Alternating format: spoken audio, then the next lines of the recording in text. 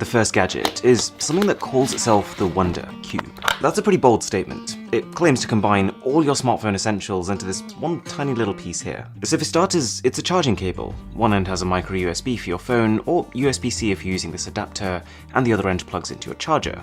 It's a keyring, it's a torch, and you can slip a 128 gig micro SD card into here to add storage to your phone. There's more. It's also, if you peel this back, a sticky pad. So you can whack it onto the back of your smartphone and all of a sudden you've got a stand, so you can watch more smartphone gadget videos. And this one's really wacky. If you're running out of battery on the go, you can open it up here, where you can physically attach a 9-volt battery, and it'll use it to send power to your phone. It's a cool feature, just a weird one. Like, who actually goes about their day-to-day life with a spare 9-volt battery in their pocket?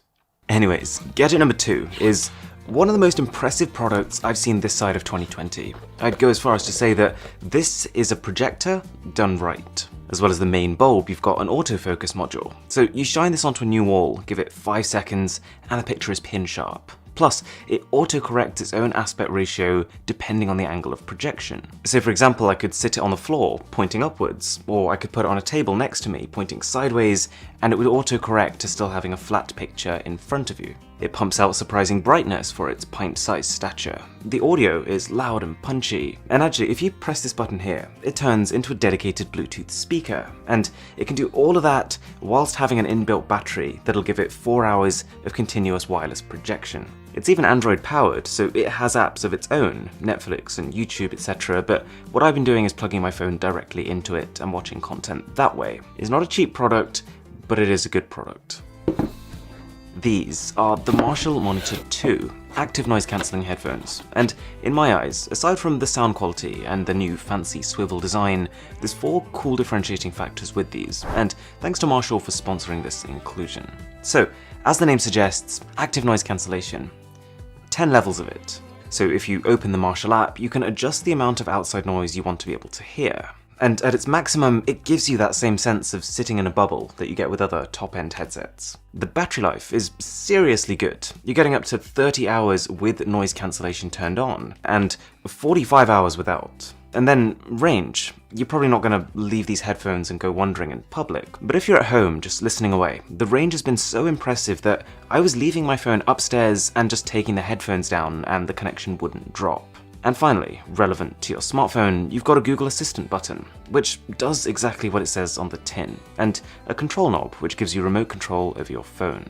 Okay, let's go simple for a minute. This is the Tidy Dock, here to make your charging experience easier. So it fits over your charging brick, hides your cables, and means that your phone can be standing upright in case you still wanted to use it while that battery is ticking up. If you like art, and you like smartphones, Mural is a treat. An expensive treat, mind you, but as far as I've seen, it's one of a kind. So, as you can probably tell, it looks an awful lot like a framed painting, but it's blank. Well, this blank space you can fill with anything. I know, smart painting frames. What a time to be alive. Using the app, you can flick between famous paintings from around the world. You've got motion artworks, which I think take better advantage of the tech, or even just straight up photos from your camera roll. And it has a few features that make it more than just a TV that sits on your wall. There's an ambient sensor, which scales the brightness of the painting according to your room's brightness. And the cool thing here is that it'll also know when you've turned the lights off, and it'll switch itself off. You've got that screen, which itself is coated in a matte layer that genuinely makes paintings look like paintings. It's got auto-rotate, it'll know which way up it is, and offer you a library of content that suits that orientation. Plus, gestures. One wave of your hand and the artwork changes. Or, if you're more one for routines, you can set it up to cycle between art at specific times. It's pricey, and you've got to find a creative way to hide that cable, but all in all, I'm a fan of this one. More for a bit of fun really, I saw this charger online and it's just wacky, so I decided to check it out. If you've got one of these new phones which charge with ultra fast speeds, this probably isn't for you, but it does have a few cool features. A matte finish, LED lights on the inside if you're into that, and dual USB ports to charge 2 things at once. I've shown you guys a couple of external smartphone monitors already in past episodes, but none better than this one right here, the Phatek Flat. You're looking at a 12.5-inch 1080p screen that basically lets you see whatever's on your phone, but bigger. And three things I was surprised by here. First of all, just how slim it is. You're obviously going to need some sort of backpack to carry it in, but in terms of the volume and the weight, it's barely there. The second thing is that inside the rather nice pouch that comes with it, you get a frankly genius stand. It's not the prettiest, but as far as having something practical that can be folded into any shape, well played. And thirdly, the clincher, is that this in itself is actually a 10-point capacitive touchscreen. So it's not just that it can show what your phone is showing, it's that you can actually use this instead of your phone. The only two things to bear in mind is that it doesn't have a built-in battery of its own, so you have to keep it plugged into some sort of battery bank to make it work, and that I just wish it was brighter. You might struggle in broad daylight. Voltaman is a company that claimed to make world's #1 smart wallet, to which you might be thinking, I didn't even know that was a product category. Is nothing sacred anymore? Well, it kinda surprised me. If you can deal with the price and the extra thickness that comes with having something like this, there's a lot going on here. For example, protection from losing it. At any point in time, you can log on online and see the exact GPS coordinates of this wallet. And if you just dropped it behind the sofa, for example, it's got an alarm in it, which you can make it ring. But cooler still is that it's got a built-in camera to take photos of any potential thief and send them to you. And then there's the fact that a lot of this thickness comes from a built-in battery. And it's not a small battery either. The actual amount depends on exactly which type of wallet you go for, but to give you an idea, this bifold one has 2,600 mAh of juice. That's enough to give almost any phone a 50% charge, and it can do that wirelessly. What is strange though is that the smartphone app looks beautiful on iOS and just terrible on Android. I don't know what's going on there. There's a lot of naff Bluetooth keyboards out there, ones with either tiny fidgety keys or just some sort of serious latency issue. Well, this isn't one of them. In fact, so far this is my favorite Bluetooth keyboard for smartphones, primarily because of this folding mechanism. It allows you to fit what is essentially a full quality laptop keyboard into a much smaller frame. The two downsides I'd say are that, first of all, it is small enough to fit into my pocket, but it might not be small enough to fit into yours. And the other one is just that occasionally when I'm typing on a not so flat surface, it can sometimes fold up a little bit. But any reasonably solid surface is absolutely fine to type on. Combine this with that monitor I showed you earlier, and this is starting to feel less and less like working on a phone, as you know it. Okay, a selfie stick. Believe it or not, I'm not much of a selfie person, but I like the direction the company has gone in here. There's a single sturdy handle, and the extendable stick just kind of folds out from there, reaching a maximum of about ½ meter. Nothing crazy. But hidden here is almost a pro-level bit of kit. For starters, it can double as an adjustable stand for watching videos. It can screw into a tripod with this little connection on the bottom, so you can take those stabilized nighttime photos. And the top allows you to mount a microphone or an LED light. The cherry on top here is that the Bluetooth remote that you use to take the selfies, you can actually slide it out, so you can use it remotely. You can use the stand to rest the phone on a table, step 3 meters away, and then take a photo from a distance. If you're enjoying the video, by the way, a sub to the channel would be amazing. This stuff takes an age to get together. Okay, also from the same company is a product that I think is a cool concept, but has questionable execution.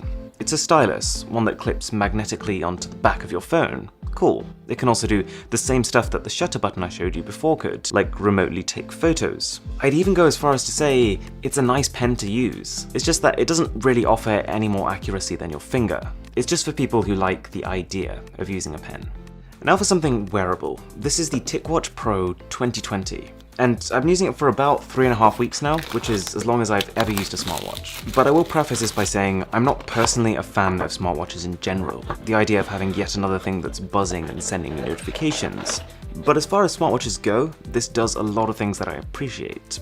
Compared to the company's last model, it's got twice the RAM and supposedly military-level durability, which I haven't put to the test yet, but I can say there isn't a scratch on the surface yet. And probably the coolest part of this watch is that it has 2 displays, stacked on top of each other. Your standard smartwatch AMOLED screen, but also an old school LCD for battery. I guess it's for people who want to have full smartwatch features, like the fitness capabilities, but who don't need a smartwatch viewing experience all the time. Like if you just use that LCD display, this thing has 30 days of battery life. Now, I talk a lot about great smartphone gadgets that I love using on these videos. This is not one of them. I bought it specifically to make a point that different is not always good. This is the Jamjar. It's a Bluetooth speaker with some quite strange engineering decisions, like the fact that the main speaker is actually firing downwards, directly onto the surface that it's standing on. What it wants you to do is to pair your phone via Bluetooth, place your phone inside, and then use a separate remote to control your music. Who thought of this? Like, whose eureka moment was it to place their phone inside a glass box and then, instead of controlling music using your phone, like a normal person, to then pick up a remote to do it, which has a 3-foot range on a good day? Product design done right? Product design done wrong. Welcome to something that means business. This is for people who hoard gadgets, the kind of person who works on their phone, tablet, and laptop at the same time. I am proudly calling this one the Power Tower. You're looking at basically an extension lead with 6 mains ports on it. You've got 4 full-size USB ports, and then for your smartphone on top is a 10-watt wireless charger. What's also cool is you can rotate it to draw back in the cable, so it's not making a mess on your table. It is fairly cheap feeling plastic, but it looks good just sitting on your desk. Now, almost more relevant than ever, glass wipes, and none I've tried are better than Zeiss's. The company do have a separate wipe just for smartphones, but from my experience, these multi-purpose ones work amazingly. And actually, as well as smartphones, nothing has cleaned my MacBook screen better than this. The liquid formula they've put on these, it just seems to slice through all those deep fingerprint smudges that build up over time, and it gives you that nice new tech product feeling. It's fast drying, it doesn't scratch, and it won't leave streaks on your screens.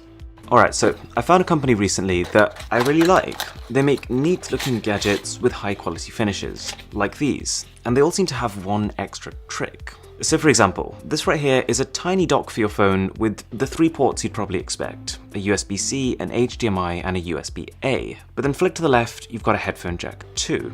That's cool. But then we've got the Dockwave, which is probably a better example of this idea. On the face of it, it's a USB-C dock. You're looking at a whole series of ports and connectors, and you probably don't need telling what they do. You can connect your microSD cards to your laptop, or you can use this with some phones to connect them to a TV, if all you have is a normal HDMI cable. But the Dockwave also triples as a 5000 mAh battery and as a wireless charger, but only with 5 watts of power. And their third product I liked is the multi-device charging station, to which you might be thinking, why not just call it a wireless charger like normal people? Well, it is a wireless charger, with space for 2 devices at the same time, and quite a nice one. But the cherry on top is that you also get a USB-A port and a USB-C port. So in total, you can charge 4 things at the same time here. None of them at maximum speed, mind you, but if you're charging overnight, that probably doesn't matter too much. Now for the Olo Clip. I love the idea of this product. You'll see what I mean in a second.